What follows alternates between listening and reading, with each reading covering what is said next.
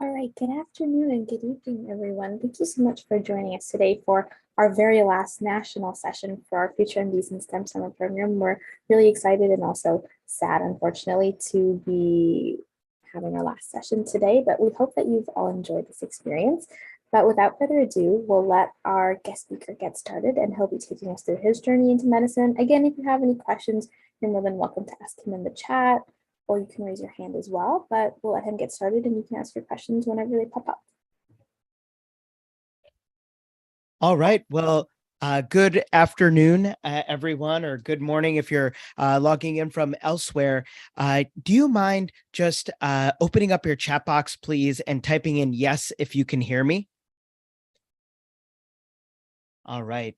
Thanks so much, everyone. Really appreciate it. What an engaging crowd today. If you all don't mind, I really want to capitalize on this engagement. If you're at a good spot, do you mind turning on your camera, please? I would love to see your face and create a very engaging session. I'll just give a few seconds for everyone to go ahead and turn on their camera. Really appreciate it as well. Awesome. Hello, everyone. Awesome. So great to see everyone's faces. Excellent. Give just a couple more seconds. If you don't mind turning on your camera, really want to optimize the engagement today. Excellent. Well, thank you all for joining. And I first off want to start off by thanking MedStem Powered for inviting me to speak at a very auspicious occasion today, your last session in your program. My name is Rahul Damania, and I'm currently a pediatric critical care physician. And today's topic is going to be very unique. We are going to be going through this concept of reverse mentorship. And what I am going to highlight is not only my journey through medicine, but in particular, over the past 6 years with working with children, I am going to highlight specific lessons the pediatric population has taught me throughout the years. Starting off with my story. Well, I had a unique path through medicine. In fact, right after high school, I was admitted to a BSMD program where we did an accelerated undergraduate, the traditional 4 years. They cut it down to 2. And then we followed that with a 4-year traditional medical school experience. So this was a combined BSMD 6-year program. And after my graduation in medical school, I was very interested in pediatrics. And we'll talk about that in a little bit. So what I did after medical school was I ended up doing residency in Cleveland, Ohio. And I did residency in general pediatrics. And after those 3 years, I was a board certified general pediatrician. But I had a population that I was very interested in, and that is the pediatric critical care population, the sickest of the sick children, the most complex children that come to the hospital. I really was focused on the pathologies which affected that population and really wanted to dedicate my career to pediatric critical care. And so I moved down to Atlanta, Georgia, and at Emory, I did my 3-year pediatric critical care fellowship. So I just graduated from that fellowship this past July 1st, and I'm going to be now an attending physician at Cleveland Clinic Children's Hospital in Cleveland, Ohio. And so today, like I mentioned, what we're going to be doing is talking about how the pediatric population has shaped me over the past 6 years. And I hope that the lessons which we talk about today are going to help you in your personal and professional journeys. So the first lesson that children have taught me is to be anti-fragile. Many of you have seen this paradigm where a child has a toy that's just right outside of their reach, and they're trying to get that toy, and look how persistent they are. In fact, when children right around the age of 1 are learning how to walk, how many of you have seen a child try to get up, they fall down, and most of the time they're so cute, they get back up and they try again? And so this is something that I really want to emphasize as we are going through our professional careers. And that is that whenever you have difficulty, lean into it, because it is difficulty that wakes up the genius. How do I illustrate this point of anti-fragile a little bit more? Think about a burning bush. It's hot, it's intense, right? Think of the burning bush as your commitment or fire or passion to enter a medical profession. And whenever wind hits a burning bush, what happens to the fire?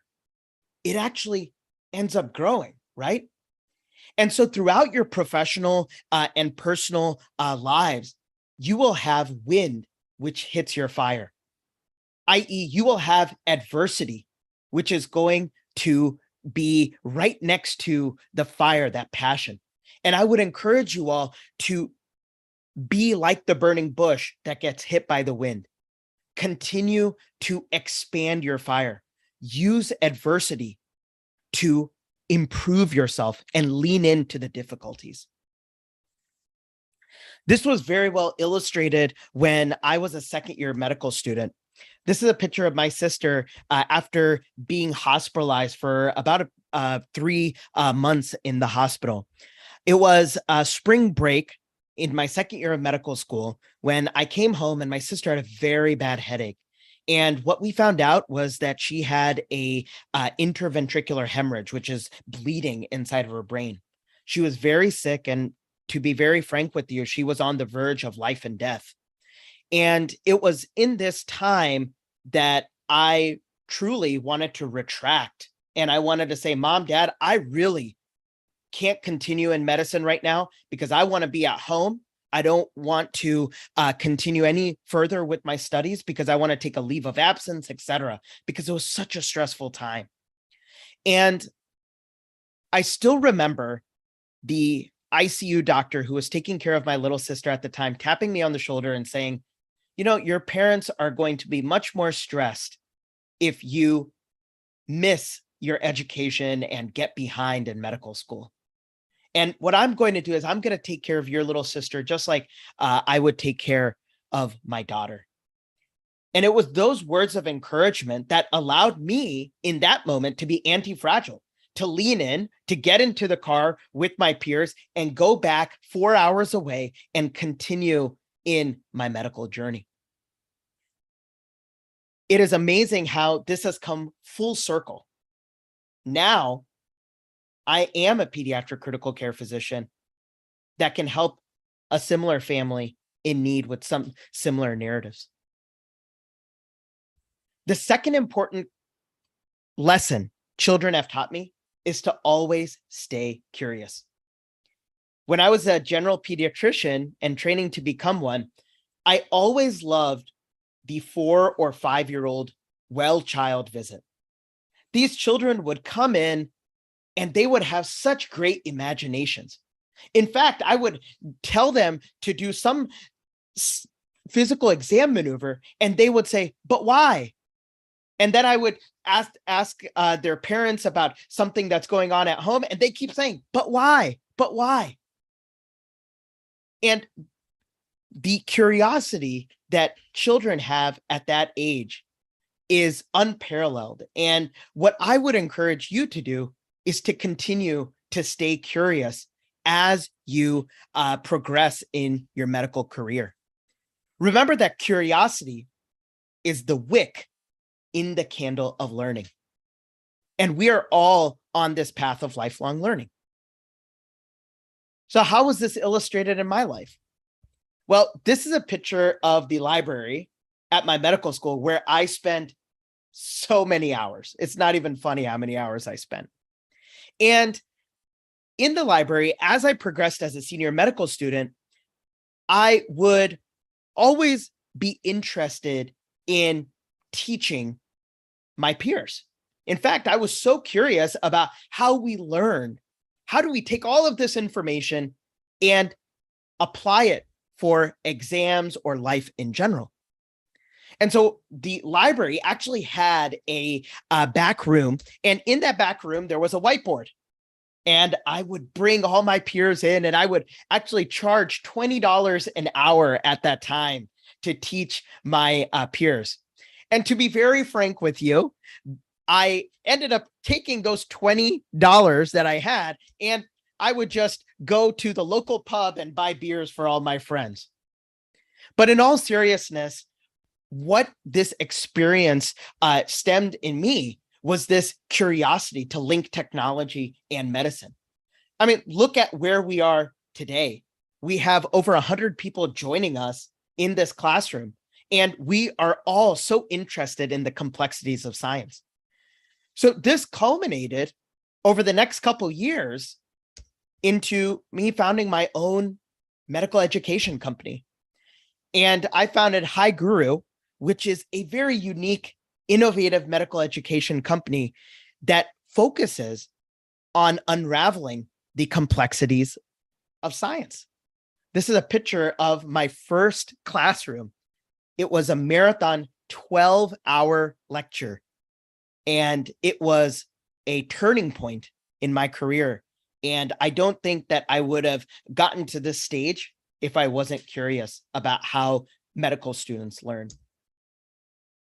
And so as High Guru expanded and as I've moved digitally, I really focus on three things: for a medical student to learn, to integrate material, and to apply it. Particularly, I'm focused on the United States Medical Licensing Exam, or USMLE exam, which is an exam that many of you will encounter or hear of as you go through your medical journey.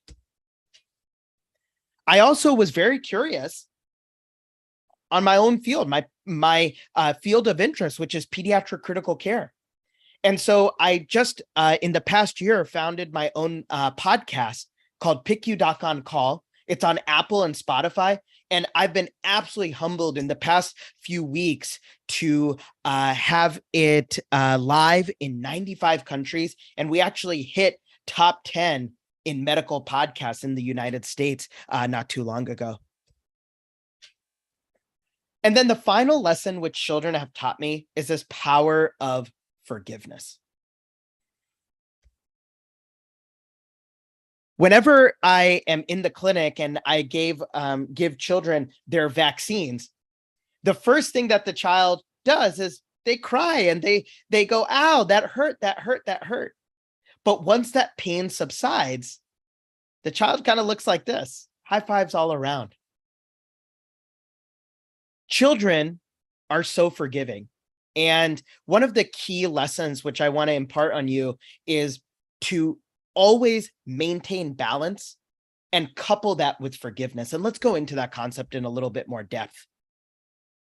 Remember that forgiveness does not change the past, but it does enlarge the future. So how is it applicable to you? Well, many of you on this call, especially, are high achievers.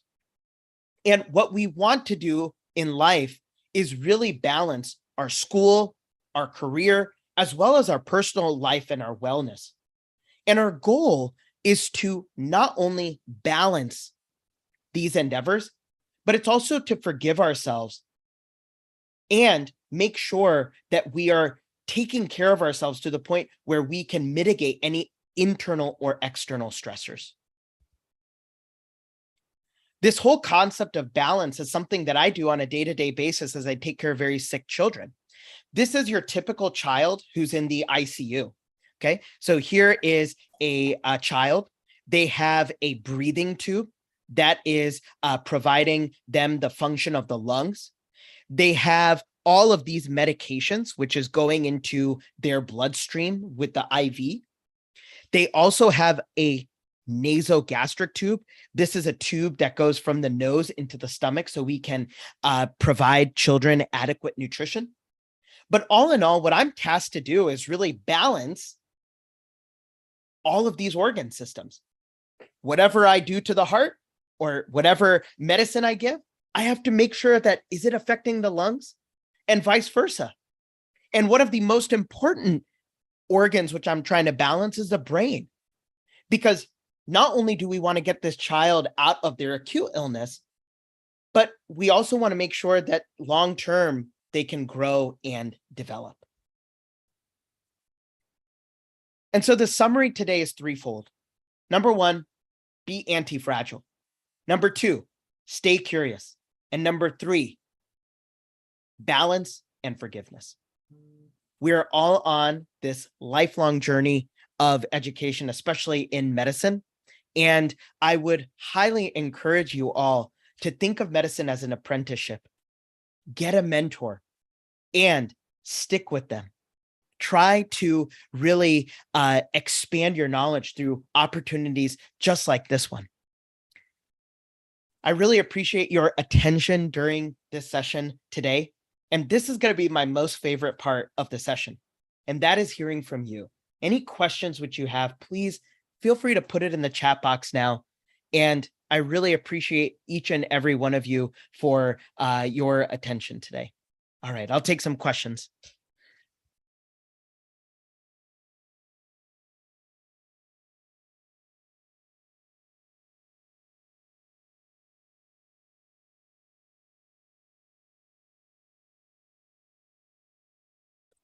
All right. Hi, what if mentors are not available in your country? Great question. I would really leverage the power of social media in that case, whether it's going to be Instagram or looking at institutions which you're interested in and trying to find physicians or healthcare providers who you can contact and stay in touch with. I think that's really important. I got a question. What is the favorite part of your job? In my opinion, it is seeing a child get better throughout their course of their ICU stay, and also speaking with the parents and providing some sense of hope for the parents as well. Name a podcast, pick you doc on call. How would you ask somebody to be your mentor? That's such a great question. Thanks for bringing that up. I always think that mentorship is a two-way street. And what I would recommend if you are going to seek out a mentor is to first be prepared. So what does that mean? Make sure you are prepared with your CV or at least a one-pager that describes yourself, a quick little elevator speech or elevator pitch. Hey, my name is blank. I go to this school. My interests are this, and I am seeking mentorship because of X, Y, and Z. The more focused you are in your question to the mentor and why you want that mentor to be a part of your team, the more the mentor can tailor their advice and guidance to your specific need. Last point, when it comes to mentorship, that is very important, is to have great respect for your mentors. And as much as they are giving you, you need to put in twice as much. That has paid off so much. And whether that is a simple email to let them know where you are at in your medical journey, or if it is a closed loop communication, they asked you to do something, you come back and respond to them. The more investment you show, the more the mentor can help align your progress and potential. All right. So many great questions. Feel free to keep them coming, and I'm going to stick around to try to answer as many of them as I can. Any advice on choosing a medical school? I think that medical schools are number one, heterogeneous in the sense that each medical school has their pros and cons. And on top of that, I would balance that getting into medical school is a challenging feat, especially in this day and age. And so I would balance realism and your dreams. And what I mean by that is you'll have some dream schools that you're going to put your best foot forward, but then there will be some schools that realistically will give you offers. And one of the decisions which I made when it came to medical school was location. I thought that being next to my family was very important, and I was able to garner a school that was not too far away. How do you keep up the momentum of your curiosity? That's such a great question. When it comes to curiosity, I always like to diversify my interests. And I'm a big fan of trying to focus on personal development and how that can help me in various domains. I am an author, I'm a podcaster, I'm an educator, I'm a clinician. I have so many different roles, just like how you all play so many different roles in your life. And so things that keep me rooted are things like religion, things such as nonfiction books that focus on peak performance. Try to carve out some time each and every day to pursue those self-development resources, as they'll really ground you when times get tough. How do you approach hard subjects in medicine that you had to learn about? How did you make sense of them and learn them through and through? What a great question. Whenever it comes to a challenging subject in medicine, what I like to do is, rather than thinking about the whole subject, I like to break it down into small pieces. And then the next layer is that I go very big picture and try to simplify it for myself. Once I create that tree trunk, which is the foundation, I then end up placing all of the details in there. And I'm a big fan of active recall and doing multiple choice questions to kind of solidify the information. And so once I end up going into the subject a little bit more, I'll be ready for practice questions, and that kind of helps me with confidence as well. What made you keep persevering throughout all your years of medical education? Great question. I think I can answer this in many ways, but one major support system for me was my family, and the selfless love that they provided me, both financially, emotionally, et cetera. I think that had really helped keep that fire going. How do you maintain self-care while in medical school? Such an important concept. When it comes to self-care, I like to carve out time for both physical and emotional wellness. Physical wellness could be just elliptical for 30 minutes, something to just get the blood flowing. And when it comes to emotional self-care, what I like to do is actually schedule my hangouts with my friends. Rarely at this point, when I'm so busy, rarely do I whimsically just say, "Oh, yep, I'm gonna go," and leave. I am very focused on making sure that I balance my friends in my schedule by giving them a heads up as to when is convenient for me, and if that's maybe convenient with them. But that those kind of hangouts really recharge me. All right. Do you have any tips when it comes to time management, similar to what I was just talking about? What I would encourage you all to do is keep a to-do list. Now, whether you use an electronic or a analog system, keep that to-do list, and then have a calendar set. And in your calendar, first start with your non-negotiables. And those non-negotiables could be based on your school classes, for example, any assignments due, even like doctor's appointments or even friends' hangouts, right? Once you have those non-negotiables in, take your to-do list and any white space, schedule your tasks. Because in my experience, the things that get scheduled are the things that get done. All right. couple more questions. How often do patients surprise you? Or how frequently do you come across something you're unfamiliar with? I will tell you that I am the first person to let you know when I don't know. And that is one of the most important skills that you can learn early on as an undergrad or a medical student. Know your limitations.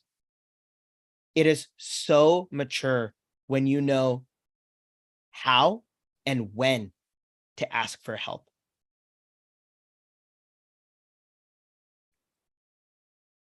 All right. Last question. What kind of extracurriculars did you do in high school in order to get into the BSMD program? Well, I was very keen on making sure that I built a network of physicians, particularly for the medical school that I was applying to. So I would look at the graduate list and see which physicians graduated from the 6-year BSMD program, which was a program that I was very interested in. And subsequently, I would have a prepared email, CV, etc., ready to go so that I can connect with the physicians in a timely manner. So I think shadowing definitely helped. Getting a good score on the MCAT or on the MCAT. For me, the MCAT requirements being in a direct program were not as arduous, but that may be different if you're going the traditional route. And so making sure that both the subjective with your extracurriculars and the objective are matching and balanced, that would be at least the tip of the iceberg advice that I would give you. All right. Well, if you all have any questions whatsoever, I want to be very mindful of everybody's time today. Make sure that you connect with me on Instagram or even shoot me an email.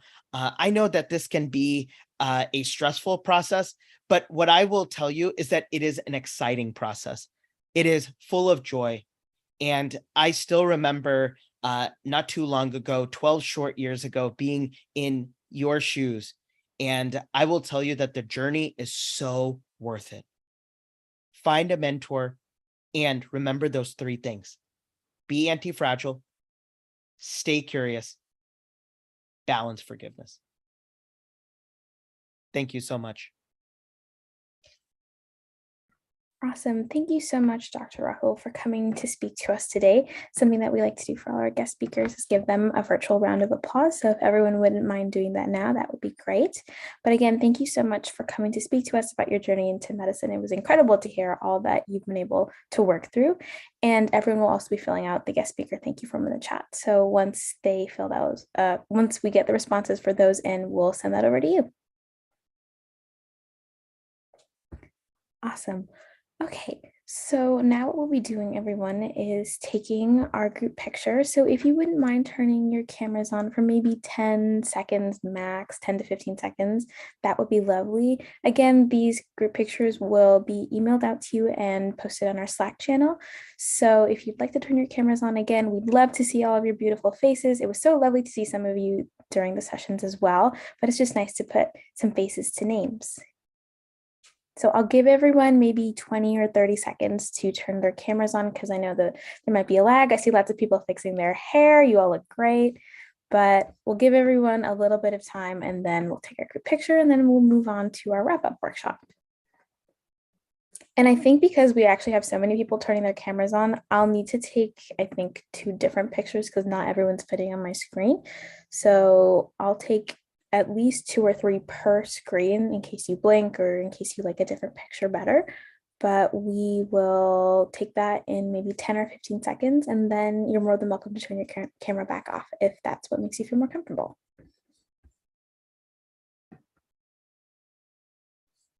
Okay, I'll give everyone, oh, I still see people turning their cameras on, so I'll wait a little bit until I don't see anyone else turning their cameras on anymore.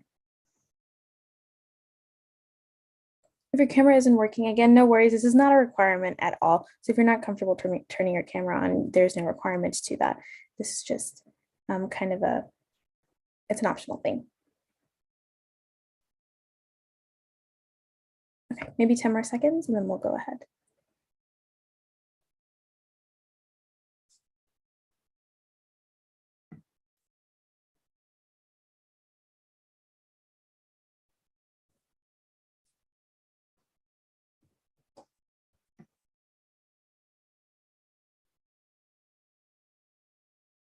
All right, so I'll give you a countdown from 3 and then you can keep smiling until I let you know that we're all set. All righty. And again, this should not take too long. All right, everyone. So in 3, 2, 1.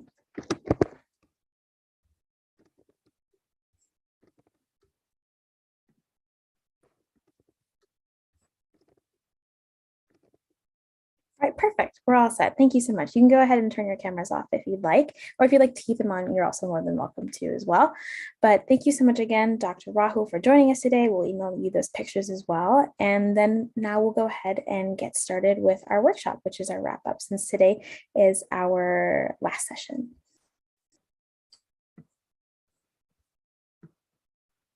Again, if you have any questions while I'm going through the wrap up workshop, you can ask them in the chat. I'll be pausing and checking the chat for questions as I'm going through in case you'd like to ask a question while I'm still going through it.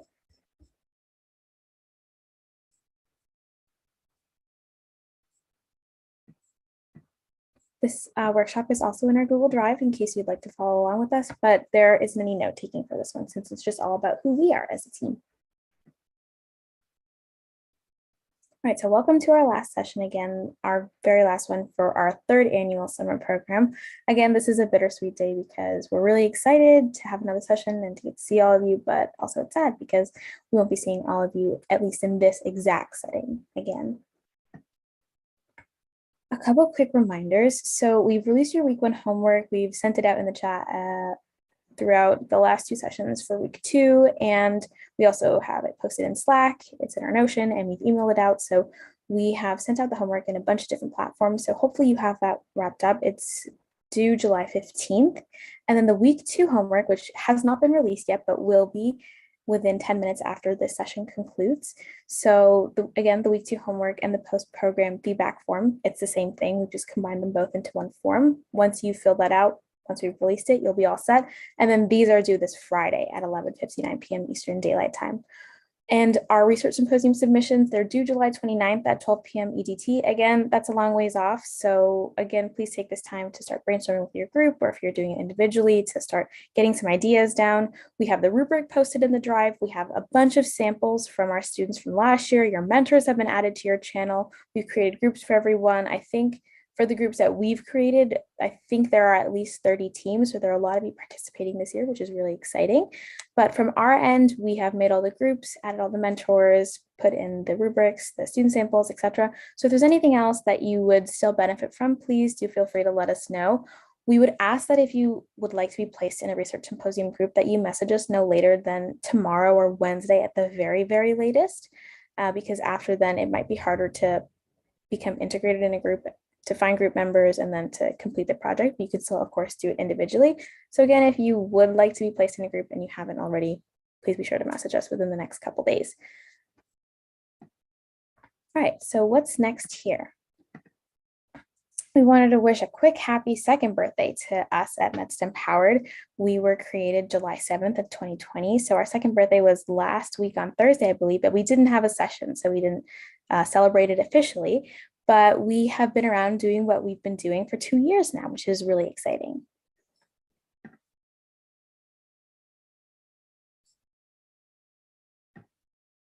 I'm seeing lots of happy birthdays in the chat. Thank you, everyone.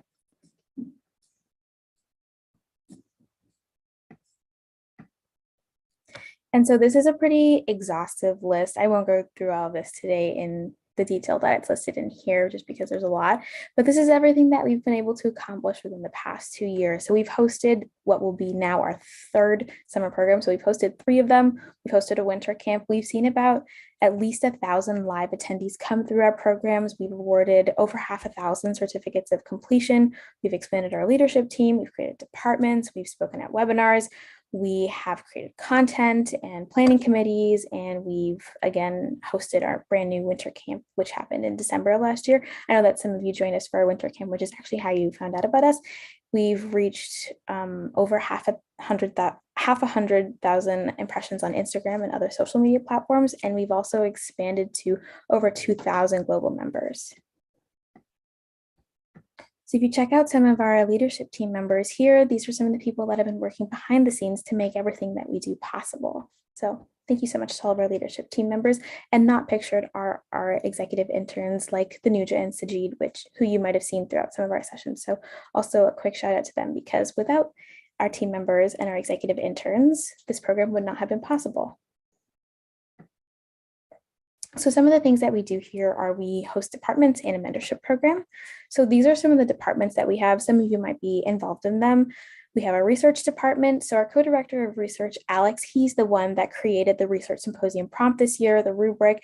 And the research department also works on grading the submissions as they come into. Again, we grade your submissions blindly, and we have 2 judges assigned per submission, and we average the score between the 2 of them before we decide to give out awards. Awards are score-based, based on the rubric. So again, that's all possible because of our research department. If you participated in the debate and you read through the debate doc, that's all thanks to our content department. We also have our mentorship program, which Elijah runs, and we'll talk a little bit more about that later. We have marketing and outreach. So if you found out about this program, it's because one of our methods of marketing and outreaching worked. You could have found out about this through a friend, through an email, school, club, Twitter, Discord, Instagram. There are a bunch of different platforms that we have been outreaching on. And so because of our outreach and our marketing and our students that work in this department, our summer program has been made possible. We also have events in fundraising, social media and graphic design for making our posts on Instagram and LinkedIn, website and technology, communications, writing, and we're still in the process of adding more.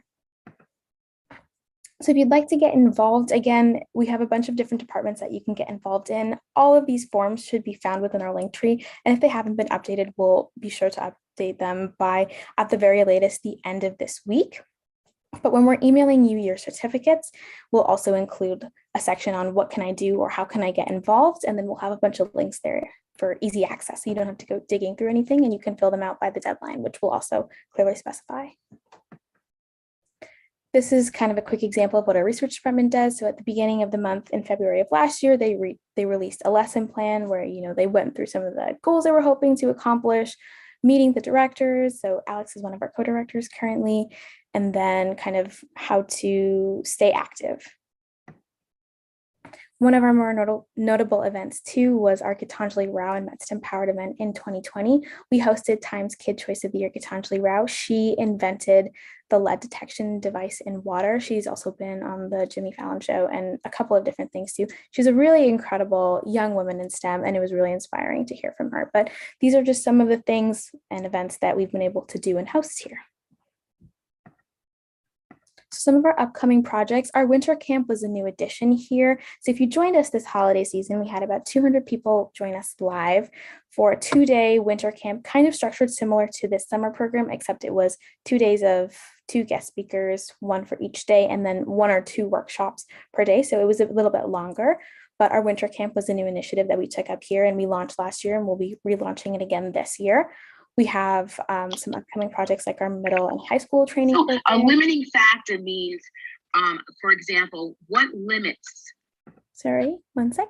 Okay, so we have research posters that we've been working on that our department members have been really, really hard at work on. They look great. We'll also be uploading those as well. So we also are hoping to feature more student work in the future, outreaching to international schools, fundraisers, content creation, and a bit more.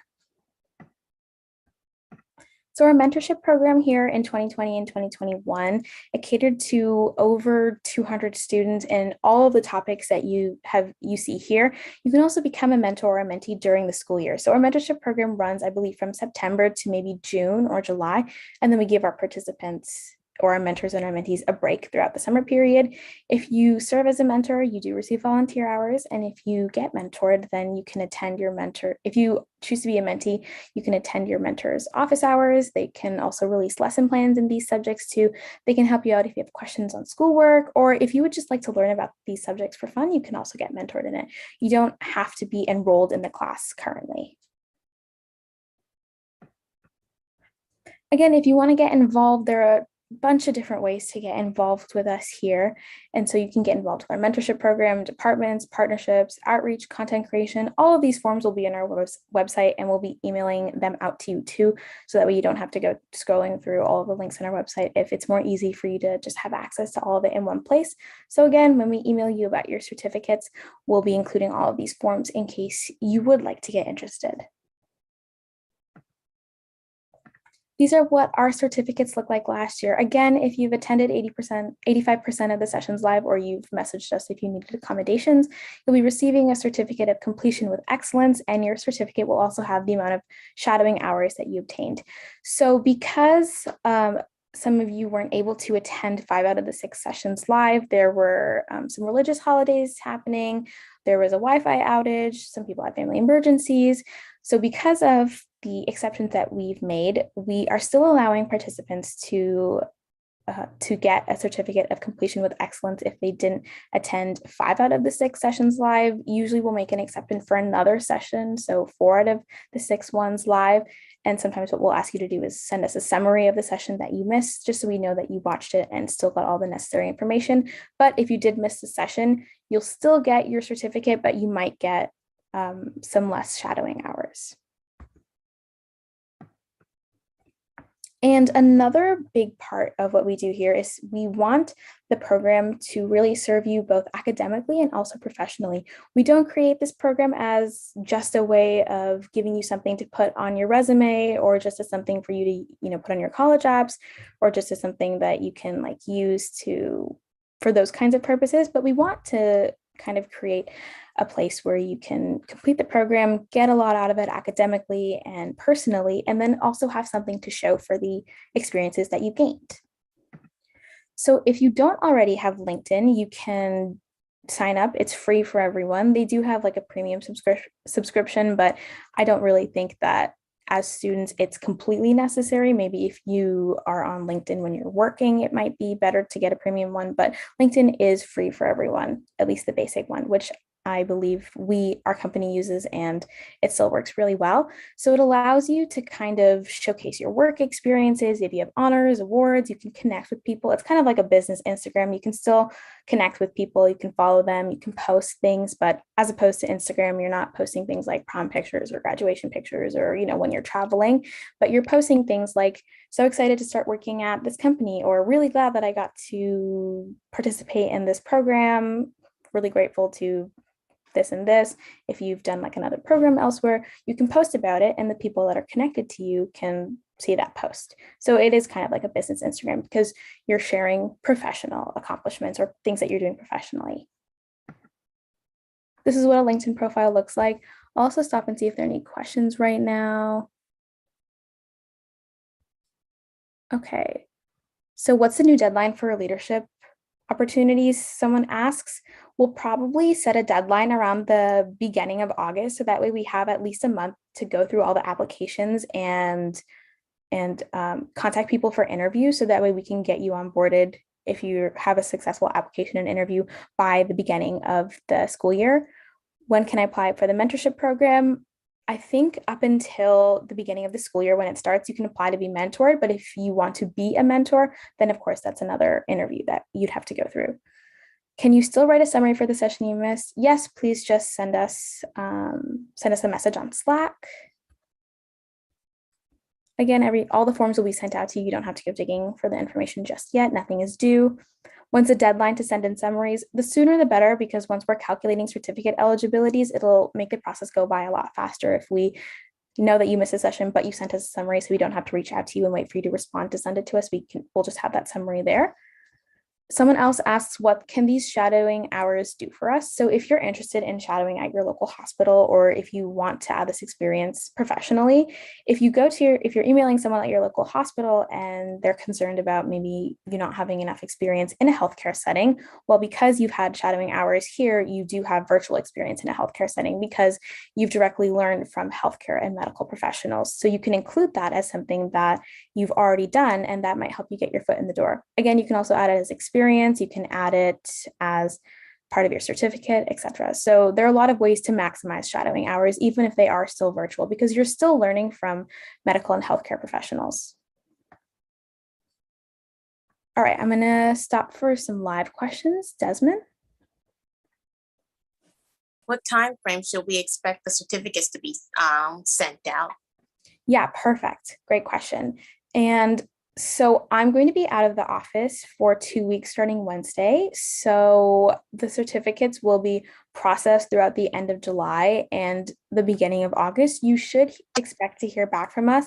What we do for the certificates is first we release a spreadsheet with all of your names, how many shadowing hours you're eligible for, and if you're eligible for the certificate. So we send that out to everyone, and then it's your responsibility to message us back if the information is correct. Like if we say you're not eligible for a certificate or your block is red on the spreadsheet, but you've been to every session, so you're like, guys, where's my certificate? Then you message us, and then we'll be like, oh yeah, you spell your name differently than what you registered with, so we didn't get you down. You message us, we change your blocks. So we'll send out that spreadsheet by the beginning of August, and then we'll take a week to make all the changes for people messaging us. I think last year, once we released a spreadsheet, I got about 60 messages in a minute. So we do need a little bit of time to go through all of the changes that we need to make and double check things, if people have spelled their name differently on Zoom, which happens every year. So we'll need a week for that, but you should have your certificates by the middle of August. Again, we try to have these back to you before school starts for most people, which is school usually starts by the earliest, the second to third week or in August. So we try to have these back because if you want to use this to get opportunities for the school year or for college applications, we want to make sure that you have these with you. If you want to post on LinkedIn, we try to get them back to you by the very latest, the beginning of the school year, but we always usually do the second week in August. Everyone's got their certificates. Okay, yeah, no rush. I just was curious. Yeah, of course. No worries. That was a great question. Talha? Hi, I was just wondering if the shadowing hours will be on the certificate itself, or like how would be able to see how many hours it is. Yeah, so the shadowing hours are on your certificate as well. I can go back and show you what our certificate from 2021 looked like. Oh, wait, I may be going back. Hang on.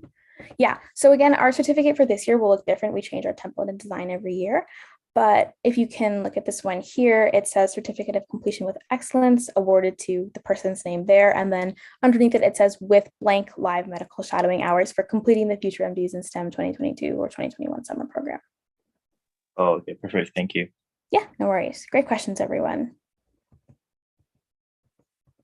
All right, so now we'll be going through how you can add this to your personal LinkedIn. So you can scroll down to the experience section, you can hit the plus notice and the plus button, and then you can add in title, which is a participant of either the international or the national Future MDs in STEM 2022 summer program. You can add our company and then your start date, your end date. And then you can also add a description. Again, this is just a baseline description we put for everyone. Feel free to change it, add things, take things out that you'd like.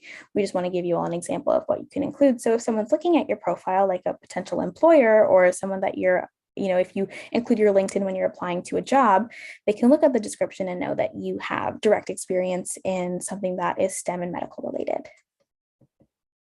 You can also upload a PDF of your program certificate here where it says media upload. So once we send those certificates out, again, that's why we try to get them back to you before the beginning of the school year. We just have a lot of eligibilities to calculate, so it does take a while. But again, once we send those out, you can upload it too. So that way it's a certificate that's showcased on your profile. You can also add it in as a license or certification since you got a certificate here. You can add it as volunteer experience if you submitted notes to us or if you filled out the guest speaker form. You can also add skills like STEM, medicine, collaboration, research, etc. And then you can message us and we can endorse you for those skills. You can also add, the honor and award. You can add the organization. You can add us there. You can add a project if you worked on the research symposium. So there are really a lot of ways that you can add this to LinkedIn, like a ton of different ways that you can add this to LinkedIn. And there's some other ways that you can use this too. You can also post. So if you'd like to post about the program, on the left is a post from someone that completed the program a couple years ago. They uploaded their certificate. They talked about how they spent 3 weeks there, and they learned about their future career time and their future career fields and how they were really grateful that they did it. And so posting on it is also a great option. And you can also create a post yourself. You can repost someone else's, etc. I'll stop for questions too. If you're able to provide a summary but did not attend live for one shadowing event, how many hours do you lose? If you didn't attend live for one shadowing event, you only lose an hour or an hour and a half max.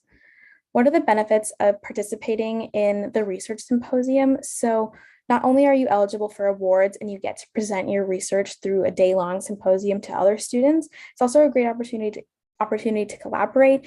And if you're emailing professors to join their lab or you want to apply to a research summer program, even if you don't have direct hands-on research experience, which is very hard to get, you can tell them that you worked on a research project, an innovative one, and that might help you get your foot in the door. So there are a lot of benefits to participating in the symposium. And it's also a lot of fun. We always look forward to seeing all the submissions because they're incredibly creative.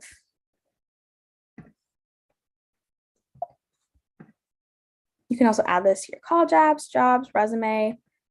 There are a bunch of different ways you can do it. You might be able to upload your certificate to your Common or your Coalition application too if you're in the US.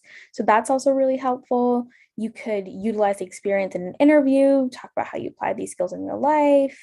There are a lot of ways that you can kind of use this experience to your advantage.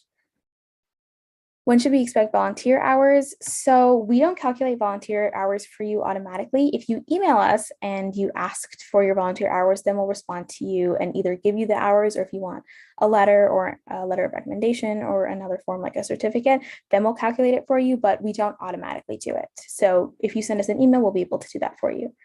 The deadline for the research symposium is July 29th at 12 p.m. EDT. So you do have a good amount of time, like 18 days.